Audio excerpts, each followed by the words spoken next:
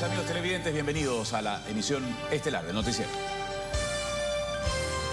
¿Qué tal, amigos? ¿Cómo están? Muy buenas noches. Tenemos el desarrollo de diferentes temas de interés nacional. Qué gusto saludarlos. Les recordamos que este informativo es retransmitido por Radio América en 93.3 FM en Guayaquil y 104.5 FM en Quito. Comenzamos. Como lo decíamos en titulares, la policía rescata a una familia que fue víctima de secuestro extorsivo. Esto ocurrió en Guayaquil. Usaron una granada para el acto delictivo. Los implicados ya están detenidos. Un padre de familia, junto a su esposa y su pequeña hija, fueron secuestrados cuando iban a entregar una mercadería a supuestos clientes en el sector de la Trinitaria, sur de Guayaquil. Al mediodía fueron llamados por teléfono, según nos relata el señor, con la finalidad de que querían hacer un negocio, ya que ellos venden sábanas y todo esto. Ellos fueron con el chofer y dejaron afuera el chofer con el carro. Lo entraron y después el chofer se da cuenta que hay gritos y piden auxilio. Vienen los señores a quererlo meter al señor chofer y sale corriendo. La unidad de antisecuestros y extorsión junto a la fiscalía allanaron la vivienda y capturaron a 2 sujetos que tienen antecedentes penales por robo. En el interior se encontró de la vivienda una granada, una arma de fuego, que son las armas que tendrían para amedrentar a esta familia. La UNAS investiga si hay más integrantes en esta banda. Los detenidos por el delito de secuestro extorsivo podrían tener prisión de 10 a 13 años. Nicole Khalil, TC Televisión. Y confirman que el principal sospechoso de la muerte de Lisbeth Vaquerizo, ocurrida en diciembre pasado en su vivienda de Guayaquil, se encuentra fuera del país. Su defensa pide garantías para que la pareja de la fallecida regrese para enfrentar a la justicia que investiga el caso como femicidio.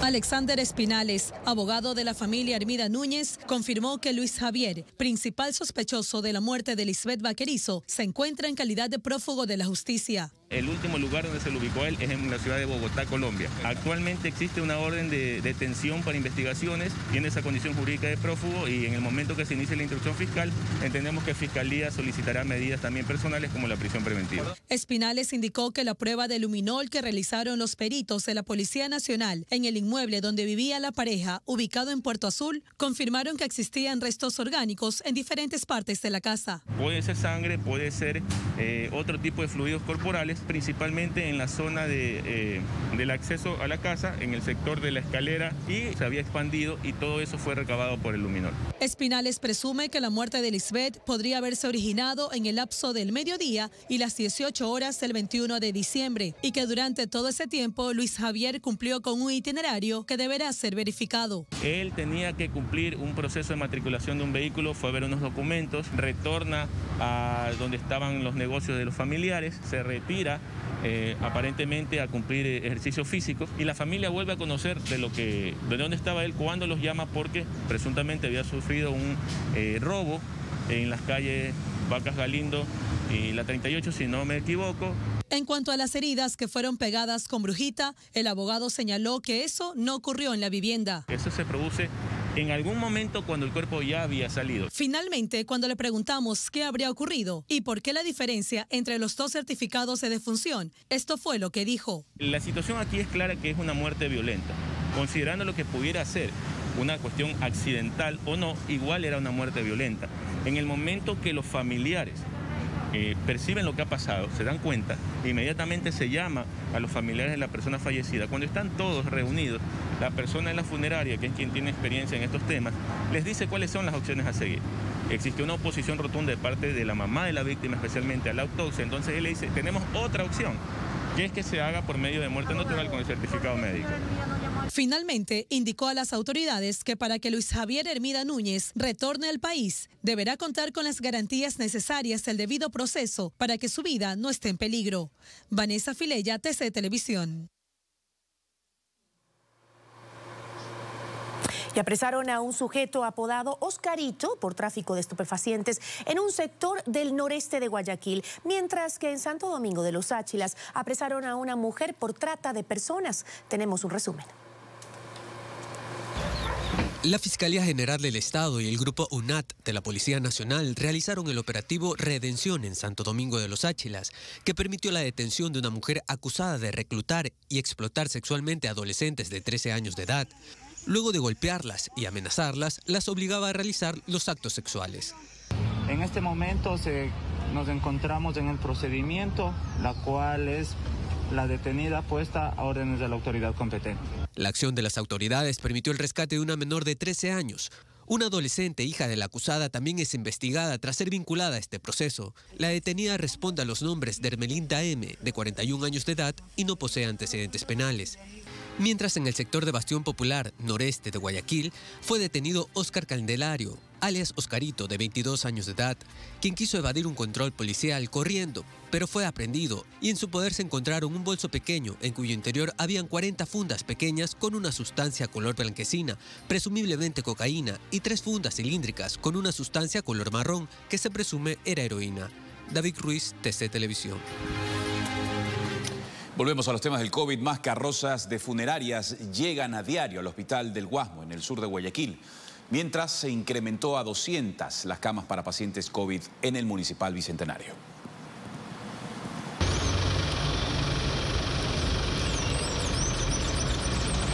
Ana Morán se acababa de enterar del fallecimiento de su padre, quien tenía 64 años, y al parecer ya llegó con complicaciones al hospital. Mi papá. ¿Su papá cuándo lo trajo su papá? Anoche. Vino ya malito, su papá estaba crítico. Sí. Tenía insuficiencia renal. La tristeza embarga a esta familia que esperaba por el cuerpo en los exteriores. Imagínese. No se puede tapar el sol con un dedo, pero los casos de coronavirus no solo aumentan, sino los carros de funerarias en los exteriores de las casas de salud. Y aquí, en el Hospital del Guasmo, no es la excepción.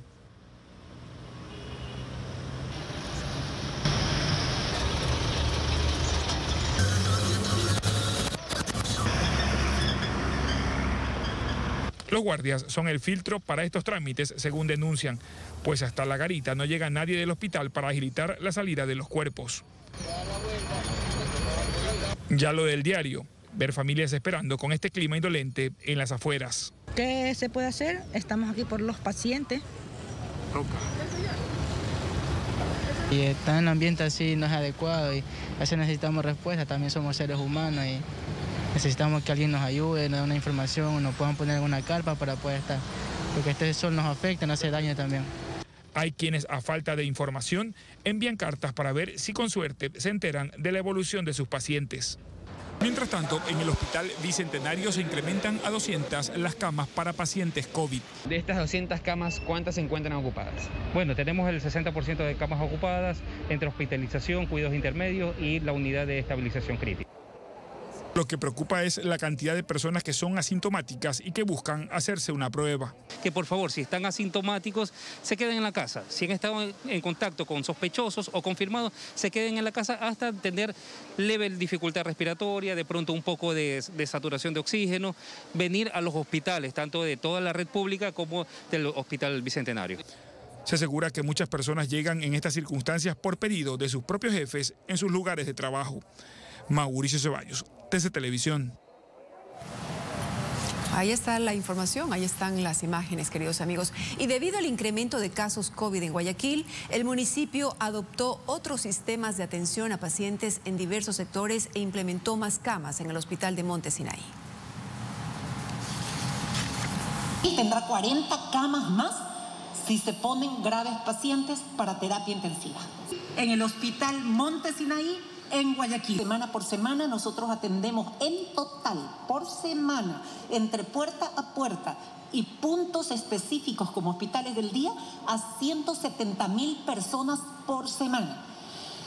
Por eso podemos saber cuáles son los casos sospechosos y los casos confirmados con PCR y tenemos nuestra mesa o nuestra data, mesa técnica, de los fallecimientos a diario, que subieron, según nuestra mesa, a 8 personas confirmadas muertas por día en la ciudad de Guayaquil. En total, el municipio de Guayaquil pone 5 carpas en las entradas y fin de la ciudad por parte del sur, en lo que tiene que ver con el sur, para poder atender a personas en pruebas, en síntomas, en medicinas y poderlos derivar. Desde Washington, Estados Unidos, el ministro de Salud, Juan Carlos Ceballos, dio detalles sobre la llegada al Ecuador de las vacunas contra el COVID-19. Confirmó que la próxima semana arribarán las primeras dosis. Juan Pablo Ruiz explica cómo será el proceso de inmunización.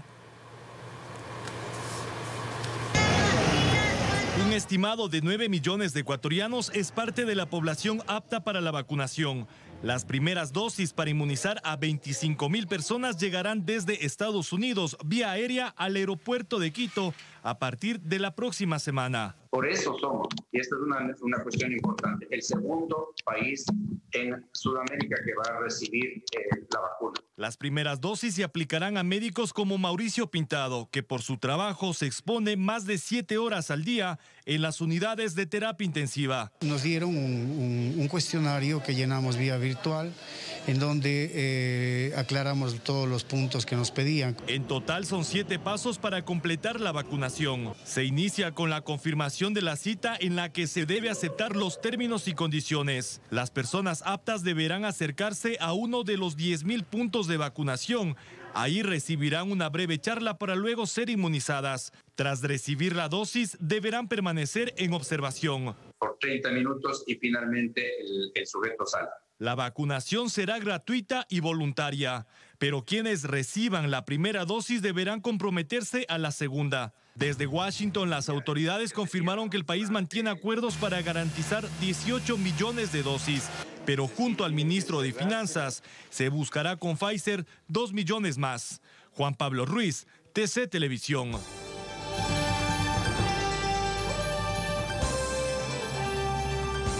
Ya falta muy poco para que lleguen las primeras vacunas a Ecuador. 50.000 dosis para 25.000 ciudadanos. Ecuador será uno de los primeros países de Latinoamérica que tendrá una vacuna y será aquella elaborada por Pfizer. Decía anoche que no podemos fallar, no podemos fracasar, porque hay muchas vidas que dependen de estas vacunas. El esfuerzo realizado por el presidente Lenín Moreno es enorme. Para aquellos suspicaces que les encanta elaborar teorías de la conspiración, voy a tratar de explicarles cómo funciona la adquisición y distribución de las vacunas a nivel mundial. Por ahora, ninguna empresa privada puede adquirir y suministrar ninguna vacuna. Solo la pueden adquirir los estados. ¿Cómo la adquieren? Hay un organismo creado por las Naciones Unidas que se llama Iniciativa COVAX. Este organismo se encarga de seleccionar los países y las cantidades de vacunas que se deben entregar a esos países. Los gobiernos la pagan directamente a la farmacéutica y el valor es el mismo para todos, de tal manera que no hay cabida a sobreprecios ni a coimisiones. Por su parte, los ciudadanos que reciban la vacuna no pagarán absolutamente nada.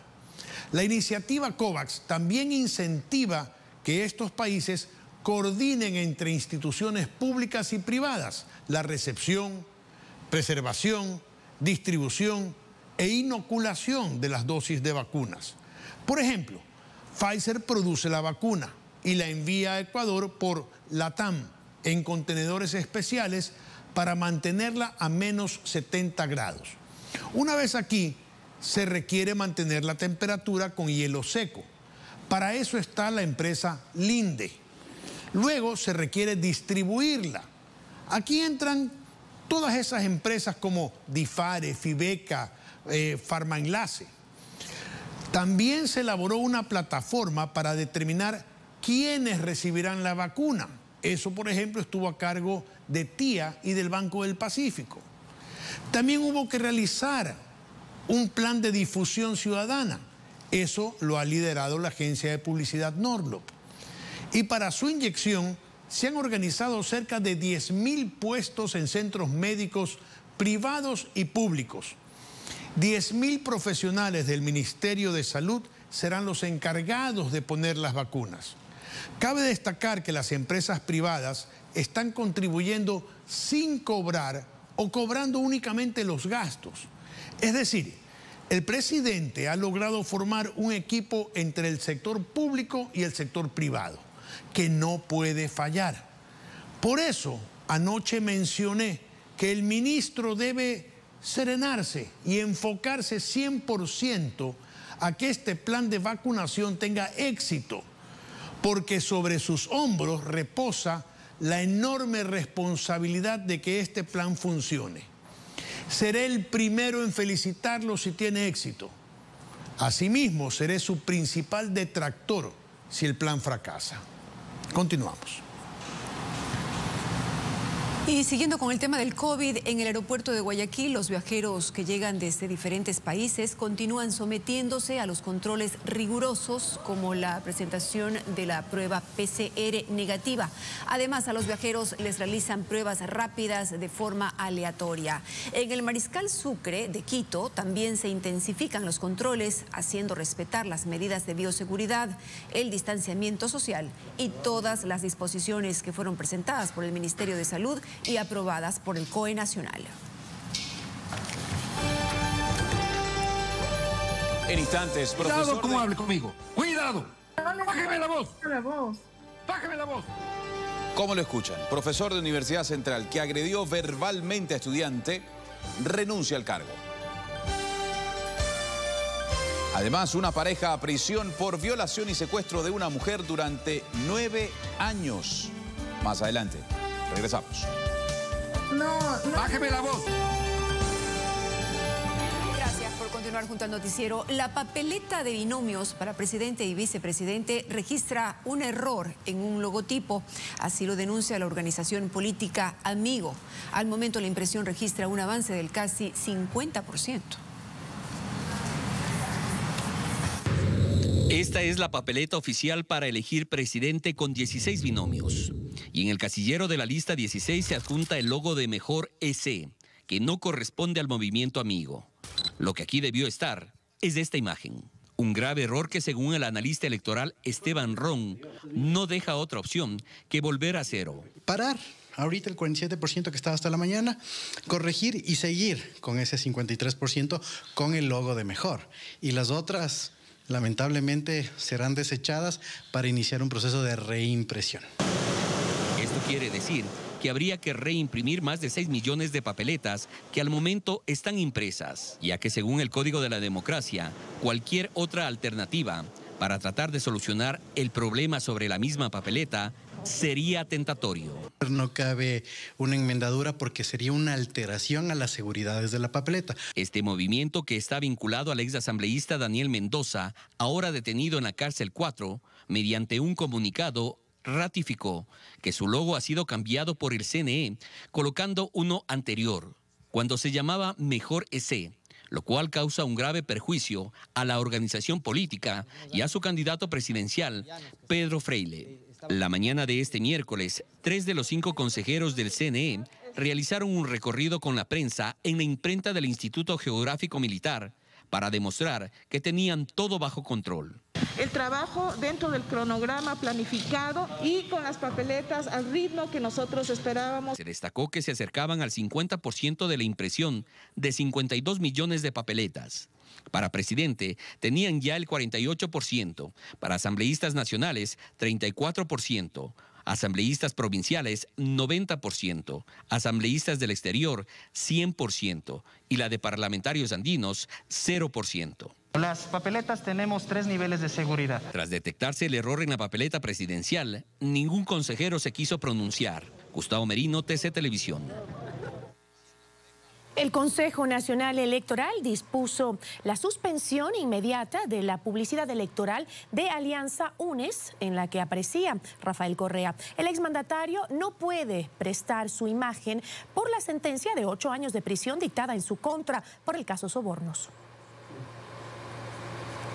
para hacerla realidad. La decisión del retiro de la publicidad de UNES, en la que aparece Rafael Correa, se dio después de este pedido. El departamento jurídico analice hasta dónde son las limitaciones que tiene un ciudadano que está privado de derechos políticos a participar en estos eventos. Y la noche de este martes, la Delegación Provincial Electoral de Pichincha dispuso la suspensión inmediata de la publicidad electoral de Unión por la Esperanza, en la que aparecía Rafael Correa, sentenciado a 8 años de prisión por el caso Sobornos. En el spot pedía el voto por asambleístas en la provincia. La directora explicó los argumentos. En base a las disposiciones constitucionales, se ha suspendido publicidad electoral de 4 spots. En el informe jurídico del CNE se justifica el retiro. Se puede colegir que por disposición constitucional y legal, el señor Rafael Vicente Correa Delgado, quien interviene con imagen y voz en el contenido de la publicidad electoral, se encuentra incurso en lo determinado en el artículo 64, número 2 de la Constitución de la República del Ecuador,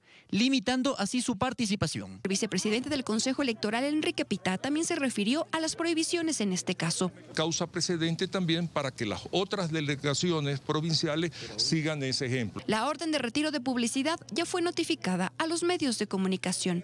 Karen Aro, TC Televisión. Seguimos en el tema electoral. El CNE resolverá en las próximas horas ya si se amplía o no el horario de la jornada electoral del 7 de febrero. La Procuraduría General del Estado dispuso que el CNE tome la decisión al tratarse de un caso excepcional por la pandemia. La Policía Nacional prepara una propuesta sobre la ampliación del horario que será entregada este jueves.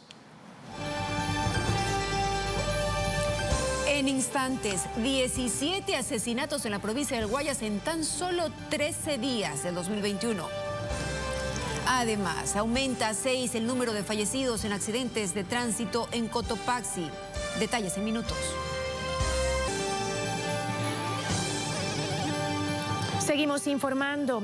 Le contamos que el docente de la Universidad Central que le gritó a una estudiante renunció al cargo tras la difusión del video en las redes sociales. La institución abrió un expediente disciplinario. Estudiantes protagonizaron también un plantón. No, no. Bájeme la voz, cuidado, bájeme la voz, cuidado cómo hable conmigo. Esta fue la reacción de un docente de la carrera de medicina de la Universidad Central del Ecuador durante la exposición virtual de una de sus alumnas de 8º semestre. Sí, lo sé, doctor, pero... ¡Bájeme la voz, carajo! Yo no le estoy haciendo... ¡Bájeme la voz! ¡Hambra malcriada! Sube el tono de voz y advierte. Tienen 0 en el grupo y vayan a reclamar a quien les dé la gana. Ojalá así me voten rápido de esa pendejada. Horas más tarde, también en redes sociales, se difundió este audio del mismo docente durante otra clase. Estoy esperando que me digan que me vaya de esta universidad. No soporto esta universidad. Mediocre y todo lo que son. El video y el audio se viralizaron. Este mismo jueves vino la respuesta de la Universidad Central en este comunicado. El señor rector ya ha decidido enviar este expediente hacia la Comisión de Disciplina para que ellos traten esto, ellos cuantifiquen la magnitud de la falta e igualmente ellos cuantifiquen cuál debería ser la sanción. Y tras la difusión de estos videos, el docente señalado anunció su renuncia irrevocable. Ratifico mis palabras y si por eso debo ir a la cárcel, pues me iré. Soy un caballero que levanta la voz y la seguiré levantando cuando me traten de engañar y me falten al respeto. El polémico caso causó la reacción de los estudiantes de la universidad. Se concentraron en los exteriores en señal de protesta. Abuso docente que existe dentro de las aulas universitarias. La Secretaría de Educación Superior también se pronunció. Condenaron la agresión verbal y exhortaron a las instituciones de educación superior del país a fomentar espacios educativos libres de violencia. Sí, lo sé, doctor, pero... ¡Bájeme la voz, carajo! Karen Aro, TC Televisión. ¡Bájeme la voz! ¡Bájeme la voz! Ay, a veces uno no sabe si reír o llorar con este tipo de información. La reacción de este docente deja muchísimo que desear.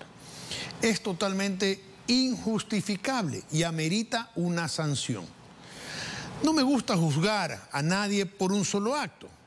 Nunca he estado de acuerdo con destruir a una persona porque un día se levantó con el hígado revirado y tuvo un pésimo comportamiento. Pero el hecho de presentar una renuncia sin reconocer su error y la aparición de otros estudiantes quejándose de haber recibido humillaciones de parte del doctor José Augusto Durán, solo demuestran que no se ha dado cuenta de su accionar y cree tener la razón o no le importa. solo podría considerar a su favor la trayectoria que dice tener y la posibilidad de que esté atravesando por algún tipo de crisis emocional.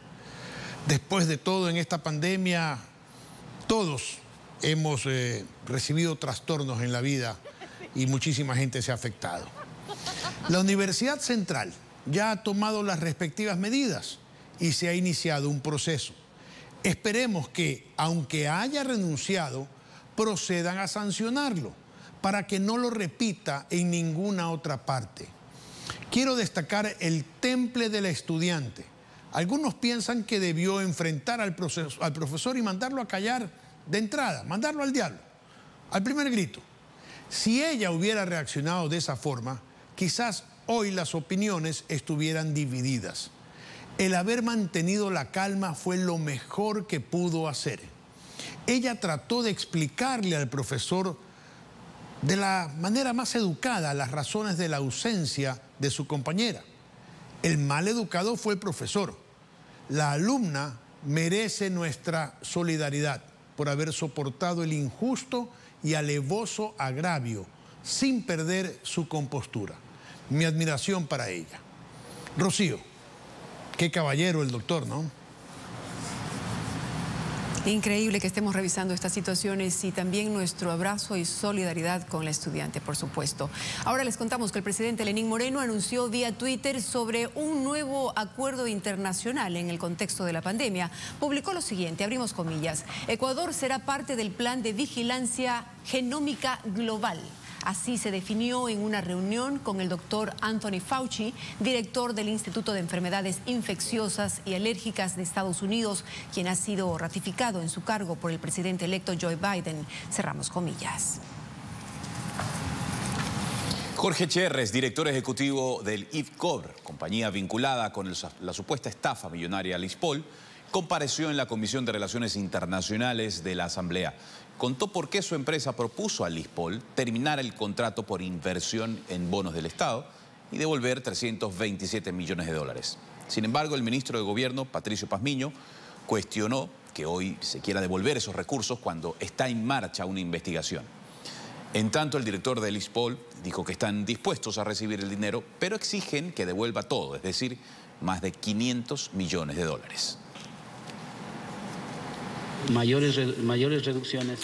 Y la Corte Nacional de Justicia confirmó que la vocal del Consejo de Participación Ciudadana, María Fernanda Rivadeneira, fue sentenciada a 6 meses de prisión tras la querella presentada en su contra por el expresidente del organismo, Cristian Cruz, quien demandó a Rivadeneira por calumnia relacionada a la obtención del carnet de discapacidad por parte de Cruz. La funcionaria sentenciada además deberá pagar una multa de $1.200. El ex concejal de Quito, Eddie Sánchez, y su familia fueron declarados culpables por el delito de lavado de activos. La condena es de 6 años de prisión para cada uno y una multa de más de $4 millones. Los procesados fueron investigados porque no pudieron justificar el origen de $1.8 millones que habrían manejado entre el 2009 y 2017.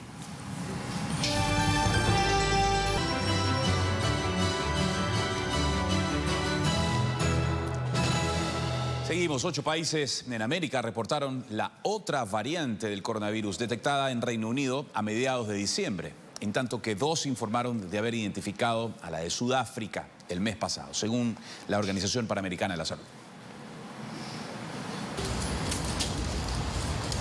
Las nuevas variantes del coronavirus se expanden en un mundo que no vislumbra el final del túnel. La mutación del COVID identificada en Reino Unido está presente en 50 países, según la Organización Mundial de la Salud, y la variante localizada en Sudáfrica fue detectada en otros 20 territorios.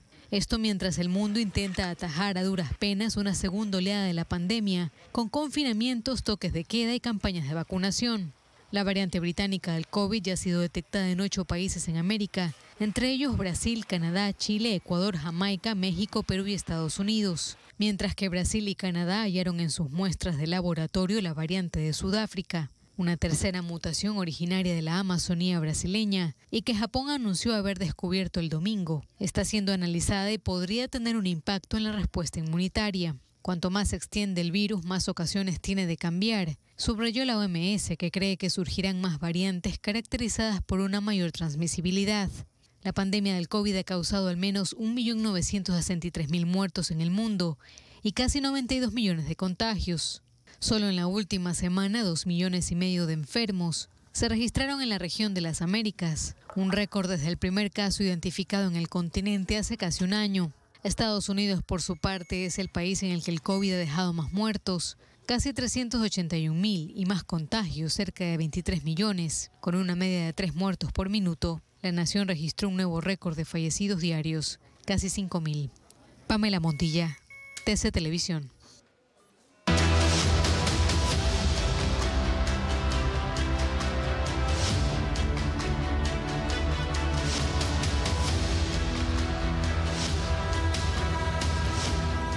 La Cámara de Representantes de Estados Unidos votó a favor del juicio político contra Donald Trump. El presidente fue acusado de incitar el asalto al Capitolio ocurrido el miércoles pasado, en el que murieron 5 personas, y por segunda vez en su mandato será sometido a este proceso.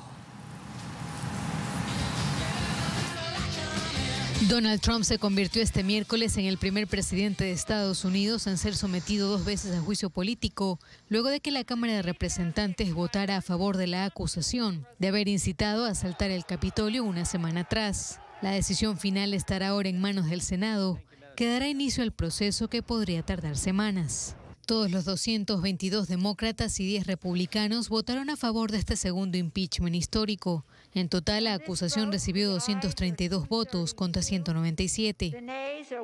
La votación se desarrolló en medio de un enorme despliegue policial que contó con más de 10.000 efectivos de la Guardia Nacional y vallas en torno al Capitolio, con el objetivo de evitar las escenas de la caótica jornada del pasado miércoles que dieron la vuelta al mundo. La presidenta de la Cámara de Representantes, la demócrata Nancy Pelosi, aseguró al inicio del debate que Trump es una amenaza vital para la libertad y el Estado de Derecho. Sabemos que el presidente incitó la insurrección ocurrida el 6 de enero en el Capitolio.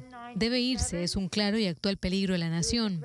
En tanto que el líder de la minoría republicana en la misma Cámara, Kevin McCarthy, señaló que realizar un juicio político en tan poco tiempo sería un error que dividiría aún más a la nación, considerando que el 20 de enero culminará el mandato de Trump y asumirá el presidente electo Joe Biden. Debió denunciar inmediatamente a la muchedumbre violenta cuando vio lo que estaba ocurriendo. Estos hechos requerían de acciones del presidente Trump. Por eso creo que una comisión investigadora y una resolución de censura serían las acciones prudentes del Congreso. Desafortunadamente, no es lo que estamos haciendo hoy. El proceso iniciado en la Cámara Baja promete obligar al Senado a someter a Trump a un juicio político que se desarrollará cuando el presidente electo ya esté en el poder y que por tanto no tendrá como principal objetivo la destitución de Trump, sino su posible inhabilitación para ejercer futuros cargos políticos. Pamela Montilla, TC Televisión. Y la plataforma YouTube, propiedad de Google, suspendió por al menos 7 días el canal del presidente de los Estados Unidos y suprimió uno de sus videos por vulnerar su política contra la incitación al odio. La semana pasada, Facebook también suspendió las cuentas de Trump, mientras que Twitter fue aún más lejos y se las suprimió. Otras redes sociales como Snapchat y Twitch también suspendieron las cuentas del republicano.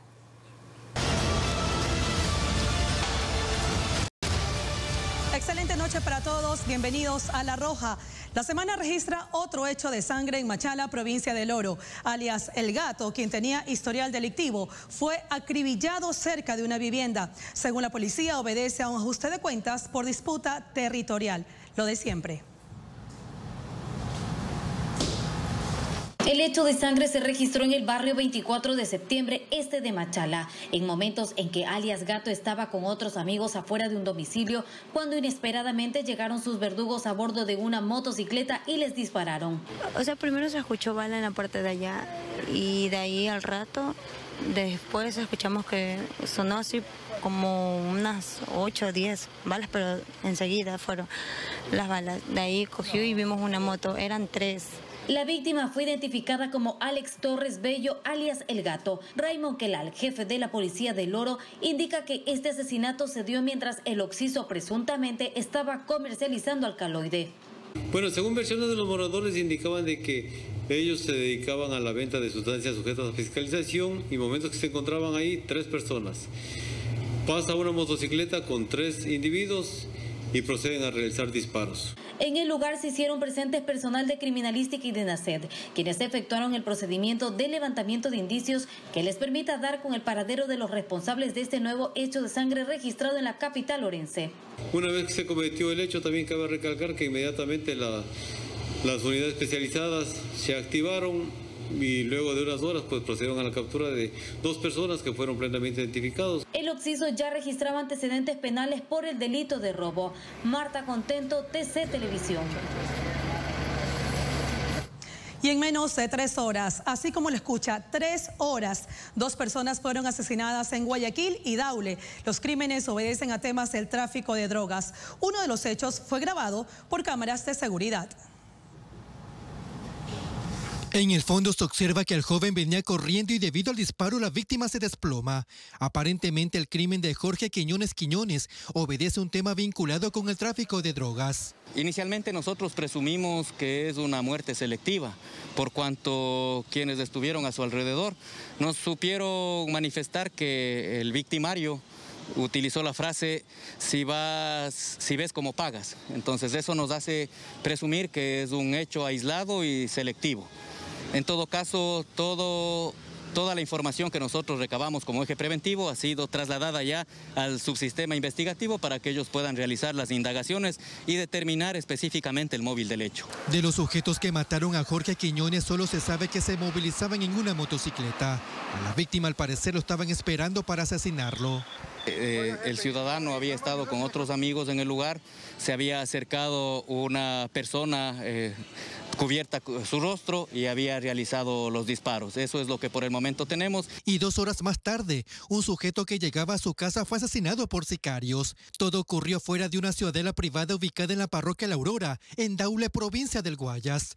La familia de la víctima señaló que Félix Andrade Zúñiga salió de la cárcel hace poco y que recibía constantemente amenazas de muerte. Sabemos que hubo la participación en una motocicleta con 2 ocupantes. Están haciendo las investigaciones respectivas, así como de supuestas amenazas de las que fue víctima por parte de personas que posiblemente estén privadas de la libertad.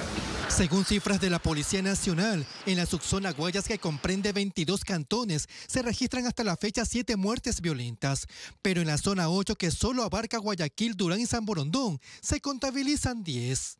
Asesinatos que no terminan. Jorge García, TC Televisión.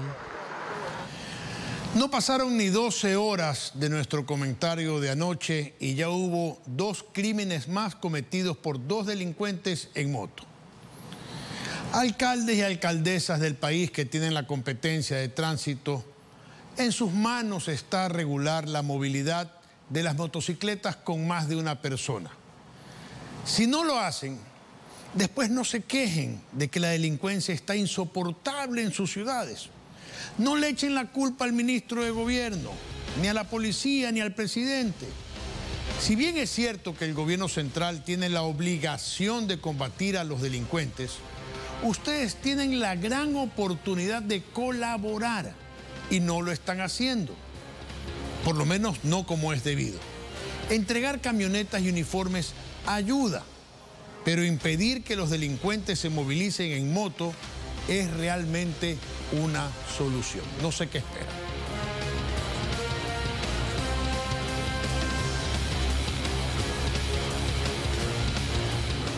Vamos con un hecho lamentable. 6 personas murieron y 4 resultaron heridas tras un choque múltiple ocurrido en La Tacunga. El conductor de la volqueta que ocasionó el accidente estaba en estado de embriaguez.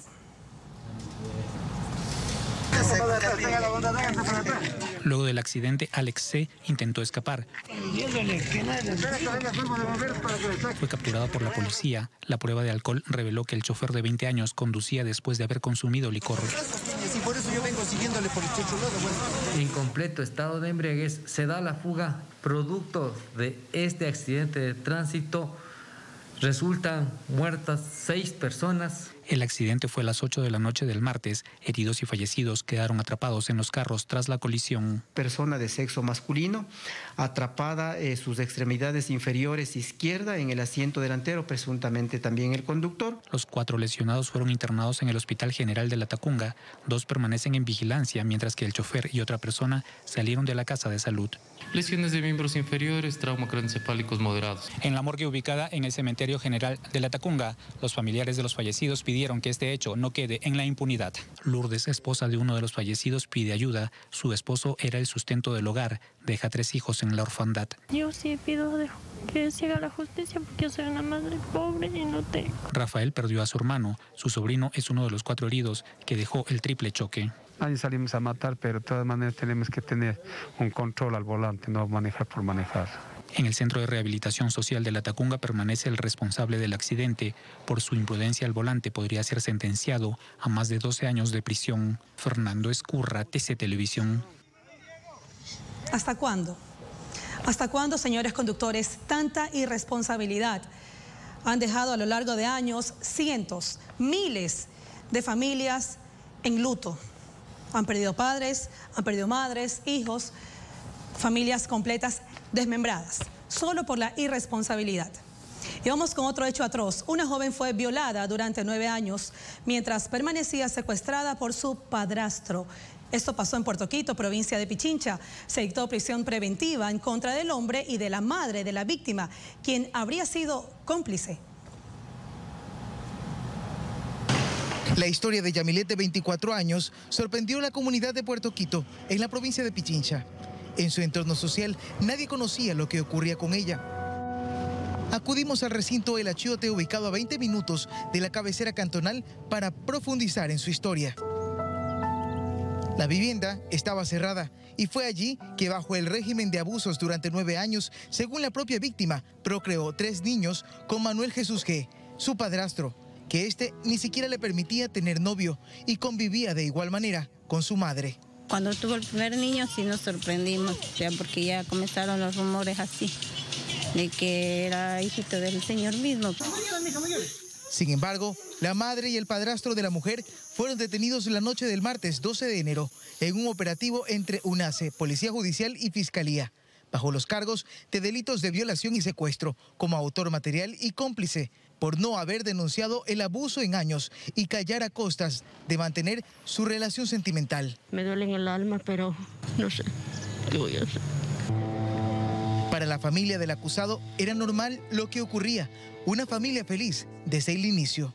Él le dio el estudio, hizo bautizar a los niños, todos vivían bien. La pesadilla de Yamilet inició a los 15 años. Y según declaraciones a la fiscalía, en esta vivienda le retenían a uno de sus hijos, el menor de 6 meses de nacido, para que no abandone el hogar.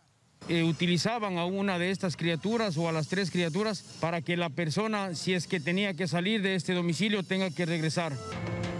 Yamilet es parte del programa de protección a víctimas y testigos de la fiscalía. Sus bebés fueron valorados por médicos y recibe apoyo psicológico porque durante todo el tiempo que vivió el supuesto abuso, naturalizaron en ella su pesadilla. Su padrastro y madre tienen prisión preventiva. Con imágenes de Eddie Herrera, Alcibiades Onofre, TC Televisión. Solo esperamos que la Fiscalía haga su trabajo y castigue con todo el rigor de la ley a los culpables. Cambiamos de tema. Guillermo Gilberto Triguero Peralta fue detenido en una vivienda del sector Valerio Estacio, en el noroeste de Guayaquil. El sujeto está involucrado en varios delitos, incluyendo el asesinato del alcalde de Palestina, Carlos Olvera, ocurrido en el año 2010. La policía decomisó en el allanamiento 3 armas de fuego, municiones, 2 celulares, indumentaria policial y $44.000.